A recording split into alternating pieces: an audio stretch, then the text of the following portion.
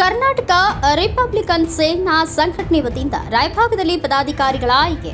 ಹೌದು, ನಿನ್ನೆ ದಿನಾಂಕ 14/5/2024ರಂದು ರಾಯಭಾಗದಲ್ಲಿ ಕರ್ನಾಟಕ ರಿಪಬ್ಲಿಕ್ನ ಸೇನಾ ರಾಜ್ಯ ಪ್ರಧಾನ ಕಾರ್ಯದರ್ಶಿಗಳಾದ ಶ್ರೀ ಉತ್ತಮ್ ಕಾಂಬ್ಳೆ ಅವರ ನೇತೃತ್ವದಲ್ಲಿ ಈ ಕಾರ್ಯಕ್ರಮ ಜರುಗಿತು. ಹಾಗೂ ಈ ಸಂದರ್ಭದಲ್ಲಿ ಮಾತನಾಡಿದ ಇವರ ಕೆಲ ರಾಜಕೀಯ ವ್ಯಕ್ತಿಗಳು ಡಾಕ್ಟರ್ ಬಾಬಾ ಸಾಹೇಬ್ ಬರೆದ ಸಂವಿಧಾನ ಬದಲಾವಣೆ ಮಾಡುವುದಾಗಿ ಮಾತನಾಡುತ್ತಿದ್ದಾರೆ.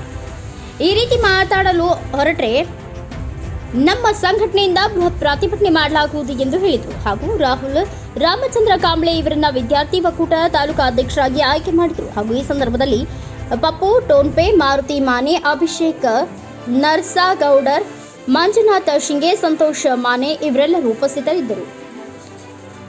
ಅಧ್ಯಕ್ಷರಾಗಿ ಈಗಾಗಲೇ ರಾಹುಲ್ ಕಾಂಬ್ಳೆ ಅವರಿಗೆ ವೇದಿಕೆ ಮೇಲೆ ಆಸೀನರಾದಂತಹ ಉತ್ತಮ್ ಕಾಂಬ್ಳೆ ಅವರು ಹಾಗೂ ಎಲ್ಲ ಮಾನ್ಯರು ತುಂಬುವುದರಿಂದ ಧನ್ಯವಾದಗಳನ್ನು ಹೇಳುತ್ತಾ, ರಾಹುಲ್ ಕಾಂಬ್ಳೆ ಅವರಿಗೆ ನಮ್ಮ ಅಧ್ಯಕ್ಷರು ಈಗಾಗಲೇ ಮಾಲಾರ್ಪಣೆ ಜೊತೆಗೆ ಮಾಲಾರ್ಪಣೆಯನ್ನು ಮಾಡಿ ಅವರ ಜವಾಬ್ದಾರಿಯನ್ನು ಇನ್ನಷ್ಟು ಹೆಚ್ಚಿಸಿದರು.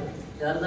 ರಾಹುಲ್ ಕಾಂಬ್ಳೆ ಅವರು ಸಮಾಜದಲ್ಲಿ ತಾಲೂಕಾ ವಿದ್ಯಾರ್ಥಿ ಒಕ್ಕೂಟ ಅಧ್ಯಕ್ಷ ಸ್ಥಾನವನ್ನು ಗಿಟ್ಟಿಸಿಕೊಂಡಂತಹ ರಾಹುಲ್ ಕಾಂಬ್ಳೆ ಅವರು ಸಮಾಜದ ಒಂದು ಭಾಗವಾಗಿ ಇವಾಗ ಕೆಲಸವನ್ನು ನಿರ್ವಹಿಸಬೇಕು. ಇಷ್ಟು ದಿವಸ ಅವ್ರು ಮಾಡಿದ್ದ ಒಂದು ಬೇರೆ ಇತ್ತು, ಆದರೆ ಇವತ್ತಿನಿಂದ ಅವರಿಗೆ ಒಂದು ಸಮಾಜದ ಒಂದು ಜವಾಬ್ದಾರಿ ಅವ್ರ ಹೆಗಲ ಮೇಲೆ ಬಿತ್ತು. ಸಮಾಜದ ಜವಾಬ್ದಾರಿ ಅವ್ರ ಹೆಗಲ ಮೇಲೆ ಬಿಡುವುದರಿಂದ ಅವರು ಜವಾಬ್ದಾರಿಗಳಾಗಿರ್ಬೋದು, ದೌರ್ಜನ್ಯಗಳಾಗಿರ್ಬೋದು ಅಥವಾ ಇನ್ಯಾವುದೋ ತರಹದ ಸಮಸ್ಯೆಗಳನ್ನು ಅತಿ ಜಾಗರೂಕತೆಯಿಂದ ನಿಭಾಯಿಸಲು ಕಟ್ಟಿದಂಥದ್ದು ರಿಪಬ್ಲಿಕನ್ ಸೇನಾವನ್ನು ನಾವು ಮಾಡಿದ್ದೀವಿ.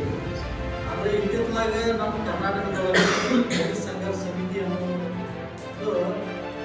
ಈ ನಮ್ಮ ಡಿ ಕೃಷ್ಣಪ್ಪನವರ ಈ ಭಾಗದಾಗ ಎರಡನೇ ಅಂಬೇಡ್ಕರ್ ಅಂತ ಅನ್ಸ್ಕೊಂಡಾರ. ಆದ್ರೆ ಅದನ್ನು ಡಿ ಕೃಷ್ಣಪ್ಪನವರ ಏನು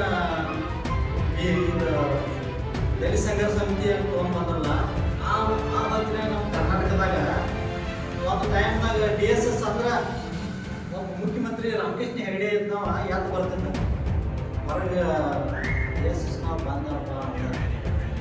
ಆದ್ರೆ ಆ ಒಂದು ವಿಷಯ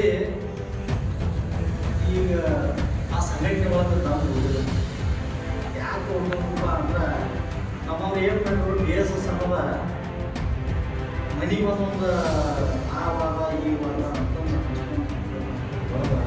ಅವ್ರ ಪರಿಸ್ಥಿತಿ ಒಳಗೆ ನಮ್ಮ ಕರ್ನಾಟಕದಾಗ ಬಂದಿದೆ. ಆ ಹೊತ್ತಿನಾಗ ಏನಾಗ್ಬೋದು ಅಂತ ನಾನು 2010 ಗಂಗಾವತಿಯಾಗ ಕ್ಯಾಂಪ್ ಮಾಡಿದ್ದು ಭೀಮಾ ಸಂಘಟನೆ. ಅಲ್ಲಿ ಒಬ್ಬ ರಾಜ್ಯಾಧ್ಯಕ್ಷರಿಗೆ ನಾನು ಕ್ಯಾಬಿನೆಟ್ನಾಗ